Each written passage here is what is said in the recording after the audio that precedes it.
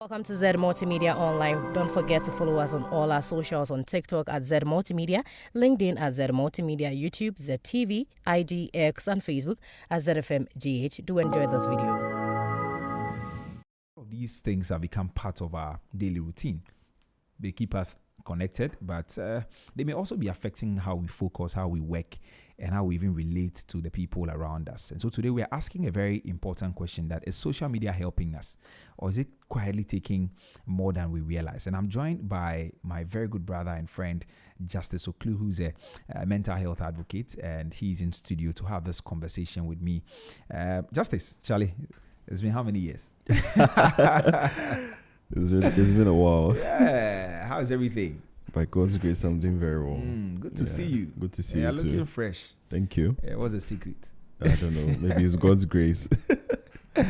Anyway, I'm so excited to have you this morning for this conversation. So we're talking about social media, and we said the topic is really social media overuse and how that affects our relationships and also our productivity as a people. And so let's start from here. Maybe basically, when we talk about social media overuse, what are we talking about? Okay, so first of all, good morning to your hearers and everyone. So I will always want to begin my submissions by talking about the lens or the perspective or the views through which a psychologist see things. Okay, so that as we go through this topic, we're able to better appreciate the conversation in four angles.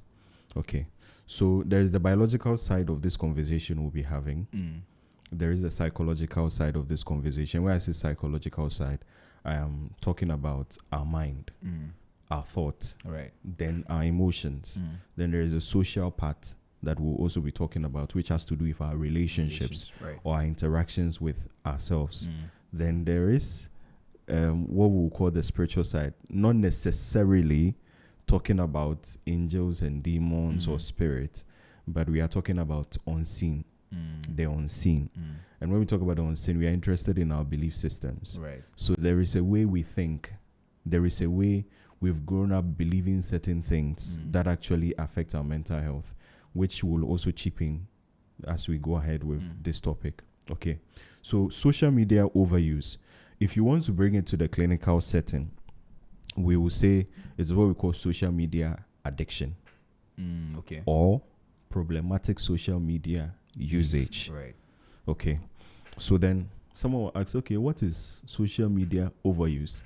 I believe strongly that someone will say, oh, social media overuse is using too much of the social media. Another person will say, oh, social media overuse will be that the person is actually using it because he is working. For example, if the person is in the media space, definitely he cannot do away with the social media. Well, we are here to help us understand it. So after I give the definition, I'll just go ahead to the misconceptions or what social media. We'll have a long conversation. Okay, so that's fine. That's fine with me. Okay, so I will try my possible best not to be very technical. Okay, sure. So social media overuse is, first of all, a behavioral addiction. Okay, that has to do with the amount of time you spend on social media. So time. Yes, the amount of time you spend on social media to the extent that it interferes with your daily life and your relationships. Okay, so let me just read it as it is. So social media overuse is when the amount of time spent online begins to interfere with your real life responsibilities, your relationships, and your emotional well-being. Okay, so it is not just talking about, how long you are online, but it's whether you have lost control over what you are doing online and how it is affecting your day-to-day activities. So, for example, I can be so much on social media that it actually affects my sense of responsibility towards certain things. So maybe I'm supposed to do something at work. I've been given a certain task to do, but because I am just on social media, the time that requires of me to actually do that task, I might end up not even doing it at all, simply because I'm on social media and I've lost control over the space that I find myself in. Right. Okay. I All see. right. So essentially, if I get you well, it's not about, today you spend 2 hours on social media, or maybe you check that feature, I've forgotten how they call it, on your productivity, this thing on iPhones, It's not about, I spent 2 hours on social media, or I spent 3 hours. As long as it affects your relationships and also your productivity and all Your the emotional things, your well-being. emotional well-being, then you are overusing it. Exactly. But if it doesn't, you are fine. No. Is that what? Exactly. That's what I mean. So someone will say, media, I'm not overusing the social media because I use social media for just 1 hour, 2 hours, yeah.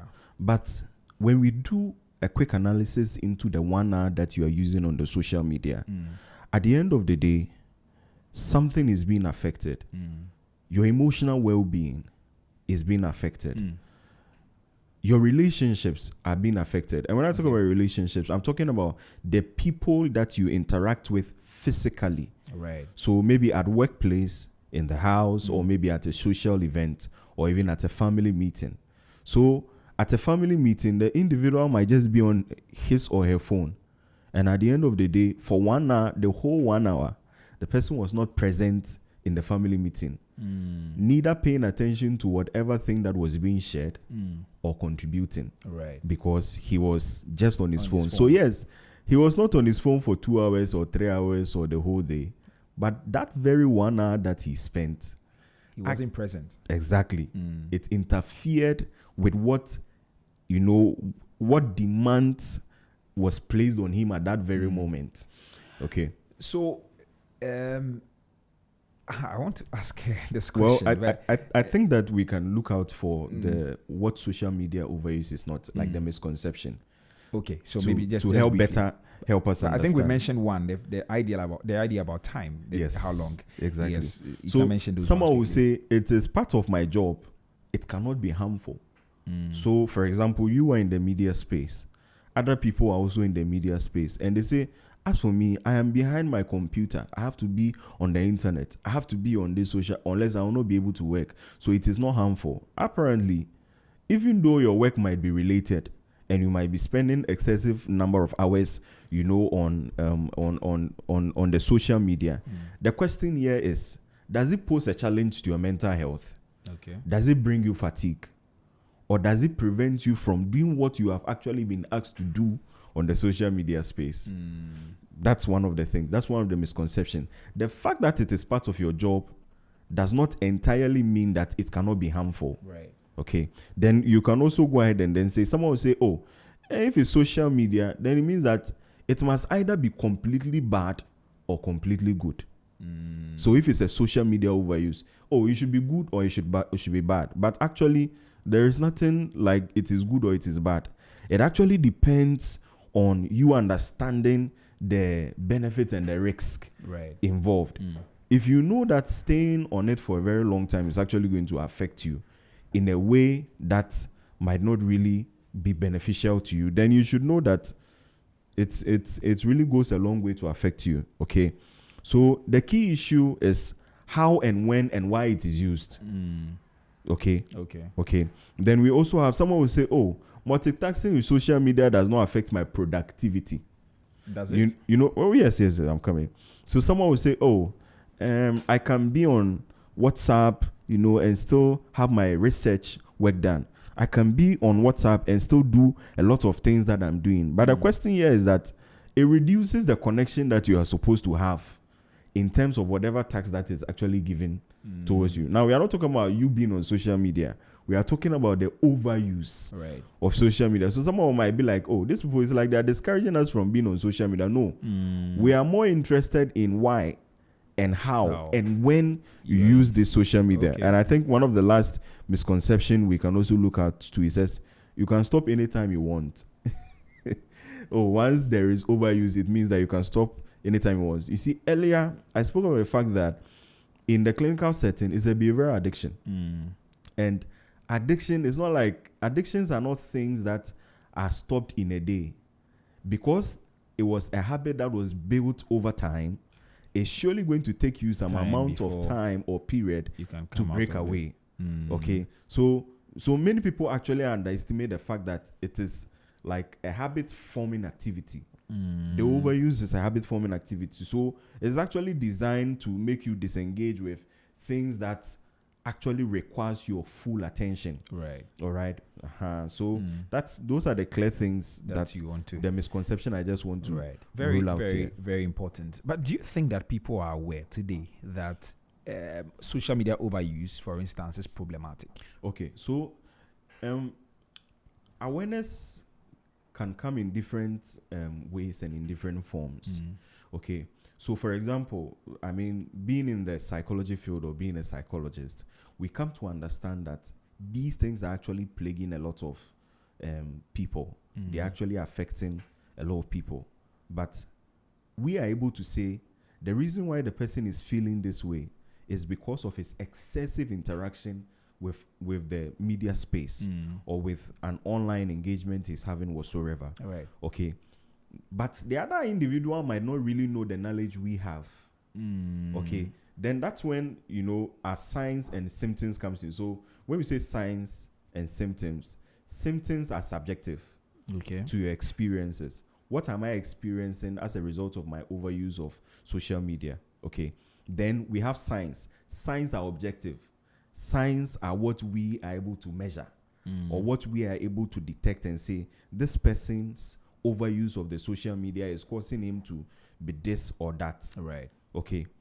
So, yes, the individual might not really be aware that this social media that I find myself in, overuse, or this social media addiction that I have is really affecting me. They might not be able to tell. But you guys are able to exactly. tell. But other people too are able to tell because they realize that the time that I'm actually supposed to spend on certain productive things or certain things that have been placed before me to work on or demand, they realize that, I think that I'm not able to do it simply because I spend a lot of time. I spend a lot of time on social media, on my phone.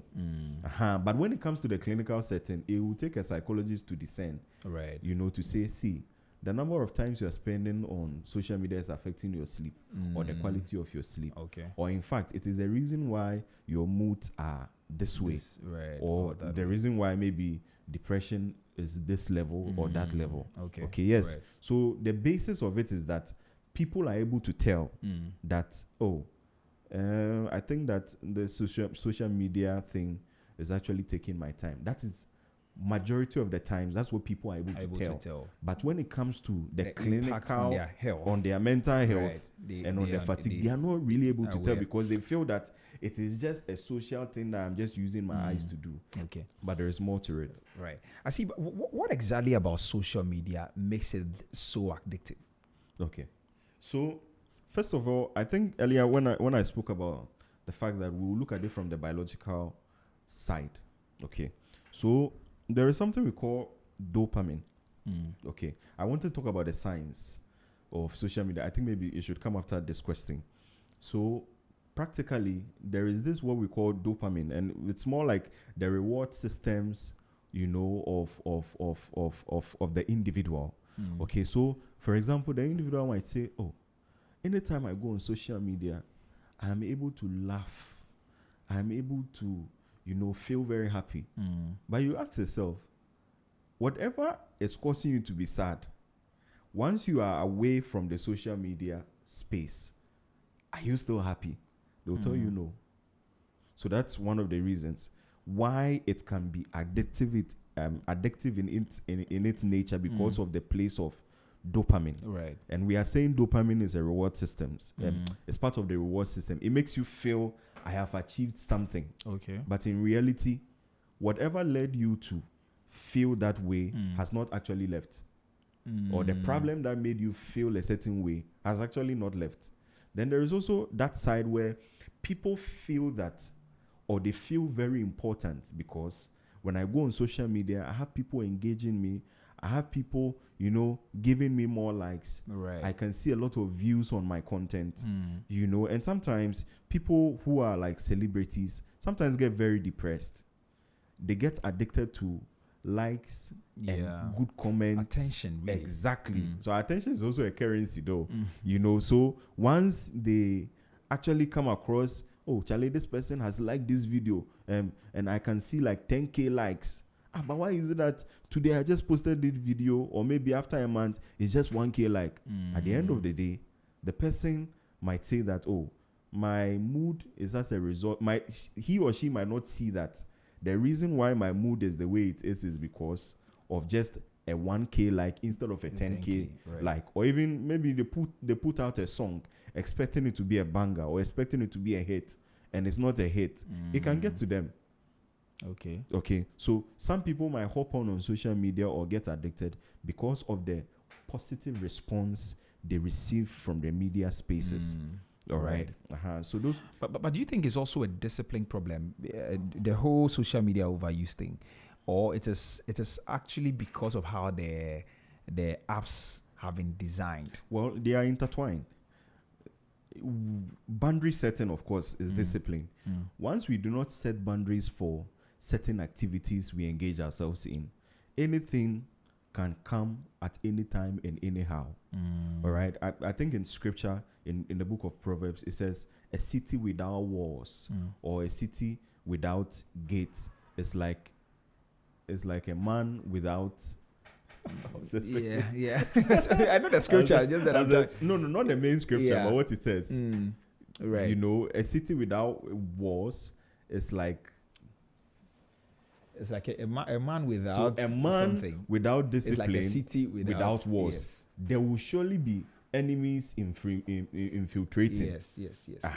So definitely, that's one of the things that really is. Yeah, I think that scripture talks about self-control. Really, the lack of self-control. So you don't have. Once we do not set boundaries, yes, the apps have been designed in a way that it's very engaging. For example, TikTok. Once you finish watching the algorithms, will say, okay, there are a lot of people watching this. Okay, then I'm going to watch it. Okay, then after that you realize that you want to watch another thing. You want to watch. So yes, some apps are actually designed that way. But then you realize that it's actually based on the individual to set the boundaries. I see. But why do people feel the urge to check their phones even when there's no notification? So that's when addiction also comes in. Sorry. So that's when addiction also comes in. In fact, that's actually one of the signs. Okay. And when we say someone is having social media overuse, so that's practically one of the signs that we can say. The reason why they have a feeling, or they have a thought to check even when there is really nothing practically happening is simply because there is this attachment that has been formed. Okay. So once the attachment has been formed, it already gave me a certain feeling coming online to check what is really happening. So my emotions have been intertwined with the way I'm thinking. Right. And definitely it is much more interested in the feeling. For example, if you have eaten a certain food for a very long time, even if you do not see the food, you can perceive how it is going to taste because you are used to it. So there is an emotional side of why people will want to keep going to a place when they know that even the thing is not present. Right. It's because of attachment. Yeah. I see. Let me announce the lines in case anybody's listening to us and they have any questions. Well, if you just tuned in, this is Business Breakfast on Z101.9 FM with me, Nichwe Bihamon. Now, this morning we're talking about how social media overuse affects our relationships and our productivity. My guest is Justice Oklu. He is a mental health advocate and he's in studio with me having this conversation this morning. You are free to join us. Send us a WhatsApp if you have your questions or comments. The number to text is 0544-321019, 0544-321019, or you can also call us on that same number, or 030-3956-641, 030-3956-641, and then we give you the opportunity to ask your questions this morning. Also, we're streaming live on Facebook at ZFMGH and on YouTube at Z Multimedia. Please feel free to drop a comment under the live stream. We'll read them for you. If there are questions, we'll get them answered. If there are comments, we'll just read them for you. All right, Justice, let's continue the conversation. Yeah. So let's talk about our attention span. I know that spending a lot of time on social media actually affects our attention span. What happens to us when we do that, when we spend a lot of time on social media? Okay. Specifically to our attention. All right. So our brain is actually designed in a way to focus on very few things at a time. You know, some people will say, oh, like I spoke about multitasking. They'll say, oh, I can be on WhatsApp and still be very productive. Depending on whatever activity that is actually being done. However, the benefit or the effectiveness of whatever activity that is involved reduces. So one time I came across a quote. It says that what you give attention to gives you direction. So in other words, our attention span can actually be distracted because we have focused on something for over a longer period of time. Okay. Rather than maybe a shorter period of time, or maybe an appropriate period of time when we know that it will not actually have an impact on whatever activity that we are supposed to do or whatever task that is put before us. So yes, our attention span actually can be very, very distracted depending on what we are actually engaged on. I see. So that's so it affects our attention span. Now, Yes, it does. When people actually often blame workload for burnout. They say that I'm burnt out because I'm doing too much and all of that. How much of that could actually be digital distraction? Okay. So, in other words, how does digital distraction actually fuel burnout? Okay. So okay, I would have spoken about sleep, but then let's put sleep aside. There are certain chemicals in our bodies that actually demands certain I want the right word. I don't use a technical word. There are certain chemicals in our bodies that are actually being affected by what we expose ourselves to. Okay. So burnout, for example, is the extreme form of stress, long-term stress. So, for example, the person is using the social media space to deal with boredom. Okay. However, you realize that what they are trying to deal with is not actually solving the main problem. So the person says, oh, I feel very tired from work. So the best place to be is on social media. And what the person really needed was just rest or taking time off the social media space, right, just to have enough rest. So I don't know if I've really given an answer to the question. I think it's fairly clear. But let's talk about the impact on relationships. Okay. How does social media overuse affect our relationships? Okay. So people might say that, oh, I mean, I am digitally connected. I can have video calls with my with my wife or with my girlfriend or my boyfriend or my business partners, and they feel that the physical interaction can actually. I'm not saying that in case the person is in Asia and you are in maybe in case the person is in India and you are in Ghana, we definitely have to make sure that we do away with the social media space. I'm not saying that. So someone might say that these people, they are discouraging us from engaging in the social media space. We are not saying what we are saying. Not it. Yeah. What we are saying is that, is it affecting your relationship negatively? So if my interaction with a partner or somebody that I'm in a relationship with is being affected as long as we keep interacting on the social media space, then it means that there is something wrong. Okay. So there is something physical presence does to a relationship your digital presence might not be able to do. For example, if I'm talking to somebody on phone, the person is not able to discern my non-verbal cues. The person cannot tell whether I'm smiling or I am angry. The person cannot tell my facial expressions, and we know that one of the key aspects of our relationship is communication. So there are certain things that the digital space actually hides. Sometimes network problems can make our tonations sound as if we were harsh or we didn't mean what we said. But probably, for example, if someone was telling somebody, I love you, it comes with a certain expression that talking on phone might not necessarily give. Okay. So yes, I mean, the social media space to some large extent, I mean, the overuse of it to some large extent affects relationship. There is also what we call phobing, or what maybe the layman would call snobbing. I can be on my phone while I'm in a conversation with you in person. Yeah. And at the end of the day, you do not have my presence in fullness. So it can be a family meeting.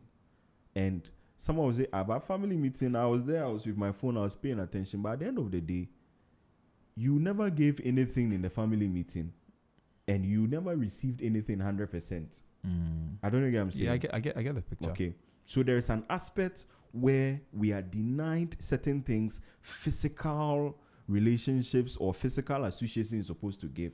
There is also another aspect where we tend to ignore certain very important things in whatever physical relationship or conversation or environment we find ourselves in, because we are engaged in a... I give an example. Well, I mean, I give an example concerning the family meeting. No, that's but you're making a second point, which is...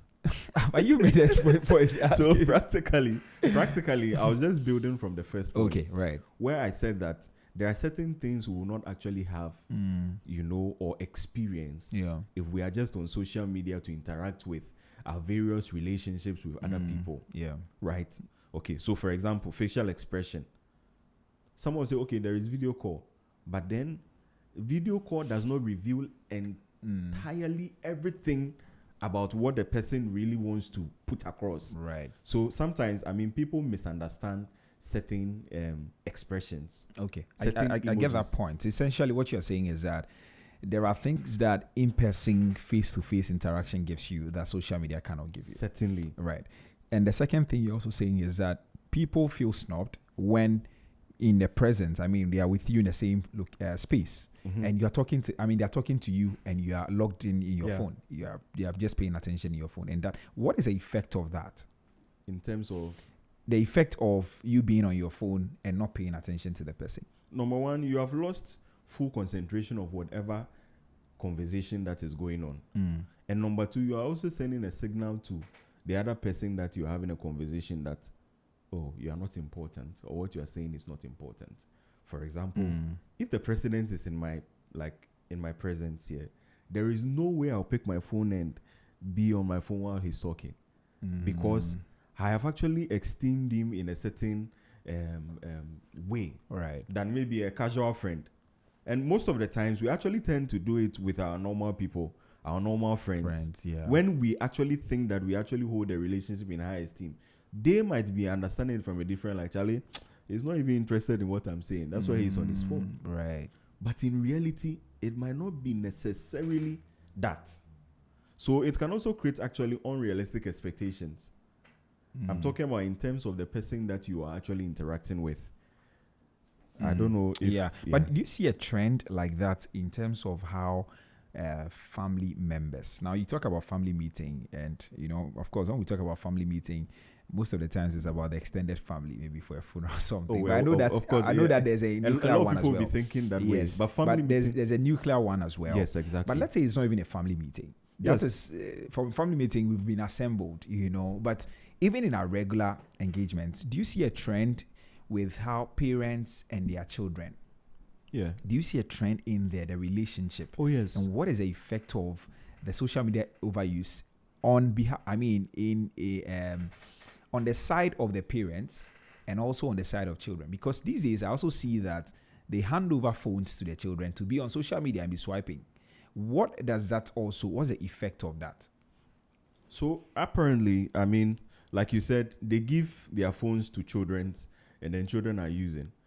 They become used to whatever thing that happens on social media than their parents. Husbands and wives, for example, cannot have a prolonged conversation because they feel that there is something more entertaining on their phones, or there is something more exciting on their phones. So people, for example, within the nuclear family setting, are not able to have the full attention of each other. For example, they might even misunderstand what someone is saying simply because they didn't really pay attention to what the person was saying. Yeah. For example, I mean, quote unquote, maybe an insult, a joke, an insult in a joke, like, oh, you are stupid. So maybe if someone is watching me on Facebook, oh, you're stupid, and the person wasn't necessarily paying attention to how the person said it and how he expressed it. I expressed, oh, you're stupid, with a smile, but the person was not really paying attention while I was saying that. And because the person had a divided attention, might take offense to it. Right. But then the natural self or the natural me didn't really mean the insult like you are stupid. Do you get it? Yeah. So there are a lot of real conversations or misunderstandings that actually emanate as a result of the overuse of social media or these things that are actually online. Yeah. So they max a lot of real things that are actually supposed to occur. And in fact, sometimes it prevents people from really being there. Okay. We are not able to empathize with people because we are so glued to maybe our devices, and we are not able to tell how people feel because they've just said it in a text. How are you doing? I am fine.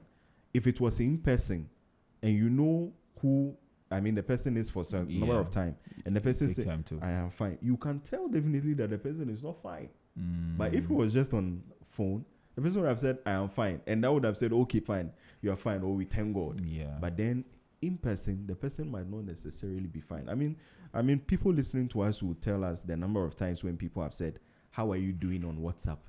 Or maybe an SMS. And we had to tell them that we are fine. But in reality, we are not fine. We were not really fine. And the reason was because there was a breach. We were digitally connected but emotionally distant. Do you get it? That's a problem. Yeah. Now, the issue about the children, I am very particularly concerned about that. Because, you know, growing up, you would spend time with your mother, sit together, have a chat. You know, there's a relationship, some laughs here and there. But like I'm saying, these days, I see that a lot of the parents are so busy and they hand over their phones to the younger ones. I've been in transit where a mother and the baby, throughout the journey, the mother is on the phone, the baby is crying, the baby is something, and she's just shaking the baby to stop crying, but she's glued on TikTok. There's been times where the baby starts crying and we hand over the phone to them to use. I'm wondering what that would do to the emotional connection between the mother and the child. I don't know if you're able to provide some insight into that. I mean, on the normal scale, like we said, there is a shallow empathy. There is no deep empathy to give to, for example, the child. When the child is crying, the mother feels that, oh, it is in the nature of the child to cry. And so sometimes they are not able to tell why the child or the children are crying. So they feel that the easiest way to escape the crying is to give them the phone to distract them. But we have not dealt with the main thing as to why the child is crying. And when we bring it into our normal space, people deal with real life issues on social media. For example, depression. Yeah. I mean, depending on what led to the depression, and then maybe anxiety or stress. And they feel that the stress reliever or the depression reliever or the worry reliever is being on social media. But like we said earlier, after you are done doing whatever you want to do on social media, does the problem go? It's only within the space when you are scrolling and you are laughing at certain comedy skits or you are engaged in certain conversation and they are all laughing. But then the real life issues that led to whatever thing, you have not dealt with it. Right. And same with the parents. So what is happening is that they're actually training the children to deal, I mean, indirectly. I'm not saying directly that, oh, when you are crying or when you are sad, you should pick your phone. You'll be fine. But in the absence of the phone, will you really be fine? That's a very good question. Yeah. All right. That's 38 minutes after 9. This is a business breakfast on Z101.9 FM with me, Nitrebi Hamon. If you just tuned in or you're listening to us, feel free to engage us on our social media platforms. We're on Facebook at ZFMGH and on YouTube at Z Multimedia. Please visit the platform quickly. Drop a comment under the live stream. Let's know if you're listening to us. Let's know what your comments are and also your questions, and we'll address them for you as we go on. My guest is Dr. I won't say doctor, but very soon I know you'll be a doctor. Justice Oklu is a mental health advocate, and he's with us in studio having this all-important conversation. Right. You can also send us a WhatsApp, 0544-321019, 0544-321019. We'll read your messages for you, and you can call us on that same number as well. Feel free to do that. We're happy to respond. Justice, let's continue. Now, you mentioned anxiety, some pockets. You also mentioned pockets of what I grasped at as comparison. You know, the 1K, 10K thing, and all of those things. Does social media really affect us in those areas? Yeah, they do. Beyond the comparison you mentioned, anxiety. What are the mental health issues that people have to deal with as a result of social media overuse? Basically, that's a question. All right. Yeah. So, so there is the emotional side. There is the behavioral side. Let me do this. There is the emotional side. There's the behavioral side. There is the how do you even call it? The cognitive side, which we call the thoughts. Right. Okay. So anytime you hear psychological, we are dealing with the thoughts and the emotions. Okay. So under the mental health, we will not just be interested in your thinking. We are also interested in your emotions as well as your behavior. Okay. So practically what you meant was, what are some of the signs that shows that the person is engaging on the social media overuse, or is addicted, or is having a problematic usage of this social media? I mean, under the behavioral, we will have what we call neglect of obligations. You begin to check responsibilities when you are supposed to do certain things. You rather replace it with social media and then do it. Okay. Then you have using it in inappropriate context. When you are supposed to, for example, be sleeping, you are on your phone. Okay. When you are supposed to be eating, you are on your phone. So inappropriate context. So when the desire is to use your phone, when you are doing certain things, actually that requires that you pay attention. Okay. Then we have compulsive checking. So under that has to do with your control. You've just lost control over when to say no and when not to say, when to say yes. Okay. Then when it comes to the emotional side, there is restlessness. The person is without social media. It's like, I'm not fine. I'm not fine. You know, there's irritability. Anything just moves the person. Okay. You spoke about the anxiety part. Under the anxiety part, we have what we call fear of missing out. If the person doesn't come on social media, it's like, oh, Charlie, I'm losing. I don't know what's trending. Yeah. You know, it's like, oh, Charlie, on Twitter, what's really trending and all those anxiety. I am worried about what is happening there. But when you sit down and ask yourself, if I don't go on X for a day, will I lose any money at all? You know, will it reduce the way I see myself? I mean, so then we also have guilt or shame. In fact, sometimes, I mean, the guilt or shame probably will have to do with like the longer periods you spend on social media when you are supposed to be engaged on something else. For example, someone is supposed to study for an exams and the person is actually on social media, and the person just realized that I've spent 3 hours on social media. Then the person begins to beat himself up and realize that actually I have only 1 hour to study to the exams. So there is guilt and there is shame that is built there. And you see, these things that might seem to be, you know, little things build up into our personality, and at the end of the day, it affects other areas of our life. Emotional numbing. Things that we are actually supposed to be emotionally present towards, we might not be, because there is this overuse or there is this addiction that we have actually experienced. You see, so emotional numbing means that the person uses the social media to deal with the stress, to deal with the depression, when there are other ways to actually deal with the root cause of the depression. Right. Okay. Then there is also the cognitive side. How you think Okay, so when there is the overuse, there is the part where what you do, that's the behavioral. There's the part when, what you feel, that's what we call the emotional. Then now, how you think. So there is a way you think that actually might give us a clue that you are having an overuse of this social media, or there is social media addiction actually happening. All right. Frequent thoughts about posts and notifications. It says what others are doing online. I want to know what this person is doing online. I want to know what this person is doing online. Yeah. Preoccupation. Okay. Then we also have reduced attention span, like we spoke about earlier. Yeah. Okay. We are not able to, because the social media has been designed in a way that people are only interested in short videos, like reels. Yeah. If the video is long, they will not really engage it. If their post is long, they will not even read it. Because they are used to short videos and short texts. Okay. There is also, memory lapse. We begin to have concentration problems. When we get addicted to the social media, then we also have poor decision making. We begin to prioritize immediate digital rewards over long-term goals. For example, long-term goals is finishing your report. Immediate digital reward is that I will be laughing when I get on social media. That is what I want to do now. Okay. Then the last part is the relational science. How you connect with people. Phobing, we spoke about it. You begin to snob others without really knowing that you are snobbing others. In fact, some people intentionally do it just to ward off certain people. Okay. There is also reduced quality face-to-face interaction.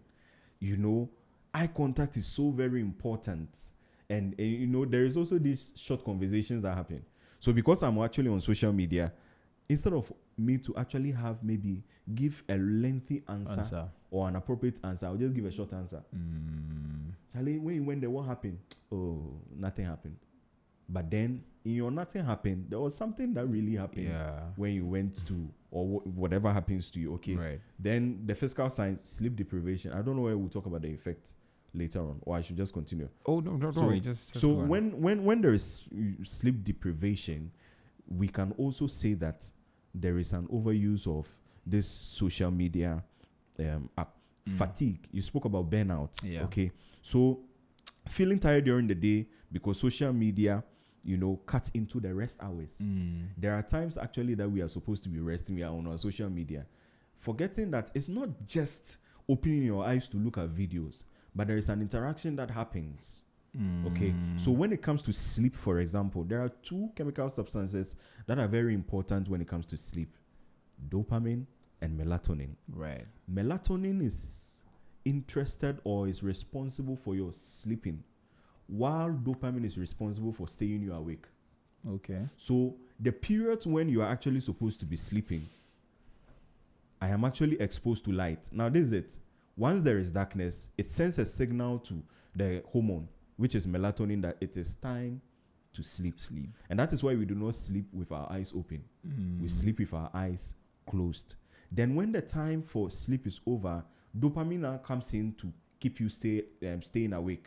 So once we get addicted to social media, and especially during the night when we are supposed to sleep, we can be scrolling on our phones, maybe on Netflix, watching season or series movie, and say, I want to finish watching this series. I want to finish watching this series. Then at the end of the day, during the day, when dopamine is supposed to keep you awake, it is being inhabited by melatonin, which is supposed to induce your sleep. Right. So the person begins to feel sleepy, feel drowsy, and all those things. It's as a result of exposure to social media. Now, when we talk about social media, someone will say, "Oh, social media is only about WhatsApp and TikTok and Snapchat and all the." Your TV is also part. Sometimes games. All right. So these things actually play. Let's talk about solutions, because I think our time is almost up. Let's talk about solutions. What can somebody do, or what are some practical things that somebody can actually do to stop or to break away, to gain control of their time? As a psychologist, I am not, or we are not interested in saying don't use social media. Okay. That is not what we are saying. We are interested in the fact that as you spend time on social media, or the amount of time you spend on social media, does it interfere with your physical activities? Does it interfere with your productivity? Does it interfere with your relationship negatively? Okay. That's what we are much more interested in. So the first approach is what we call maybe psychoeducation in our field, but in the layman's language, we'll call it awareness, self-awareness. So first of all, the individual has to be aware that when I look at the things that are actually affecting me, or that is actually affecting my productivity or my efficiency in a particular task, is from social media, there are practical steps that the individual begins to take.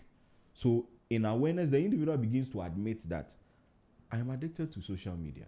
Okay. I am addicted to something.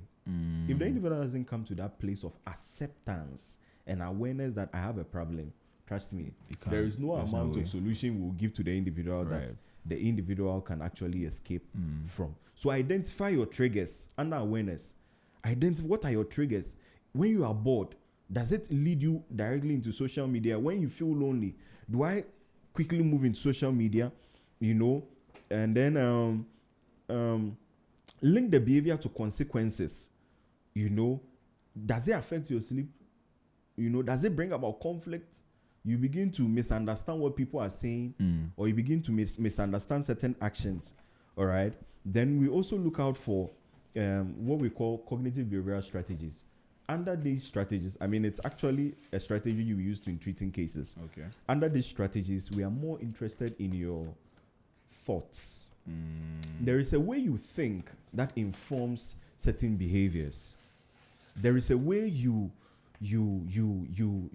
think about a particular thing that actually informs it. So, for example, the person might say that, I don't feel okay. I have to check for updates. That's the thought. So the thought is now going to lead into the behavior. Then now you have to replace the thought with something better. Instead, the updates can wait. I'm the one in control. Right. So the thought will come, which will actually inform the behavior, which is the overuse. You counter it. However, exactly. So you counter the thought with something positive. Right. Hey, something bad is happening. Well, okay, I don't think nothing bad will happen if I don't hold my phone. Okay. Then you also have to, we use what we call build impulse control. Means that if you immediately take your phone, you delay it for like 15 to 20 minutes, or maybe 10 to 15 minutes, and say, okay, fine, I will not take my phone all of a sudden. I'll rather relax for some time and then go ahead and then take my phone. Digital detox. I think it was one of the conversations we had in our previous time. Digital detox is so very important. You sometimes need to take breaks off whatever devices you actually use and these social media spaces, just to bring you to that place where you can gain a certain balance over how you feel and what you think. Okay, so digital detox is not just about doing away with your electronic devices. Okay, it's about replacing the things you do with your electronic devices when you want to just go off the social media. So, for example, because I've realized that I am having an overuse of the social media space, the times that I'm actually supposed to be using on the social media space, I'll replace it with reading a book, or maybe something. A physical conversation, or even maybe going to the gym. Right. Okay. So you must also have like free days and free periods. You must set boundaries for yourself and say, after 10, I am not going to get onto my phone. Okay. Or after this period of time, or when I wake up, 30 minutes after I wake up, I'm not going to check my phone. Either maybe I'm going to do a quiet time, or I'm just going to be silent with myself. Okay. Then, you must encourage balance rather than elimination. Rather than saying, I will not use social media again, take your time. It took a number of periods, or a number of days, or a number of months years, and years, exactly, to build your overuseness of the social media. So please take your time. There has to be an aspect of patience. Thing. Yeah. Exactly. So start balancing it with other things. Then eventually, self-regulation and then emotional coping skills. So you must have healthier coping mechanisms or strategies. For example, when I feel bored, what do? I need a physical conversation with somebody, you know. Then you can also journal. I mean, write what you're feeling, you know, rather than say, oh, one of the ways I can express my emotions is to go on social media and rant. Right. But definitely, it's not supposed to be so, okay? Then physical activity, exercise, could also take the place of, I mean, these addictions that we formed. Deep breathing, okay? Deep breathing exercises. Taking a deep breath. There are different types of breathing. When you Google, you will see them. Can also help you. And then grounding techniques. I think I've spoken about it before. Grounding techniques actually, and then mindfulness actually makes you focus on yourself and live in the present. Okay, so for example, the individual might say, okay, I'm on social media, I'm addicted, blah, blah, blah, blah, blah. Wherever you are, just relax. In your relaxation or in your rest, study your environment. 5 things that you can see. Out of the 5 things that you can see, what are the 4 things that you can hear? You can touch. Out of the 4 things that you can touch, what are the 3 things that you can hear? Out of the 3 things that you can hear, what are the 2 things that you can smell? Out of the 2 things that you can smell, what are the 1 thing that you can taste? By the time you get to the tasting parts, you realize that the desire or the compulsion that would have come for you to get onto the social media would have been lost. Right. Then the final part I will always encourage, okay, is that you must seek for professional help. Why are we saying you should seek for professional help? Loss of control despite the attempt to calm down. When you've realized that all these strategies that we have shown, I'm not able to help myself. You must look out for us to help you. Then also, I mean, when you realize that it's having a significant impact on your work, your relationship, or your mental health, you must also reach out. Then, I mean, other issues like anxiety and depression and stress that actually leads us into the phase of this overusage. That's when you call for professional help. So please, look out for a psychologist, look out for a clinical psychologist or a counseling psychologist. We are always there to help you out of whatever addiction it is, especially social media addiction. Justice, thank you very much for coming, and thanks so much for sharing with us this morning. We're really grateful. You're welcome. Yes, hopefully we get to speak again soon. Certainly. All right. Okay. Well, that was Justice Oklu. Justice Oklu is a mental health advocate, and he joined us this morning talking about social media usage. And we've said quite a number of things here today, and I'm sure you've taken a thing or two that you're going to apply to your life, and that will help you. So thank you very much. This conversation will be on our social media platforms, on Facebook at ZFMGH and on YouTube at Z Multimedia. You can go and play it back, take your time and make sense of it and apply some of the principles that we've shared this morning, and that will transform your life. But thank you also very much for listening to us this morning. We are back again tomorrow. Now, tomorrow is a holiday, but we are back tomorrow at 8 a.m. for some more, for a special holiday edition of the Business Breakfast on Z. And we have a surprise for you, so make sure you tune in tomorrow and join the conversation. So really grateful. My name is Nitrebi Hammond. I'll see you tomorrow. Until then, please take care of yourself. And when you think Ghana, think Z. Up next. Thank you for watching. Don't forget to like, comment, and share. And also do follow us on all our socials. On TikTok at Z Multimedia, LinkedIn at Z Multimedia, YouTube at ZTV, IDX, and Facebook at ZFMGH.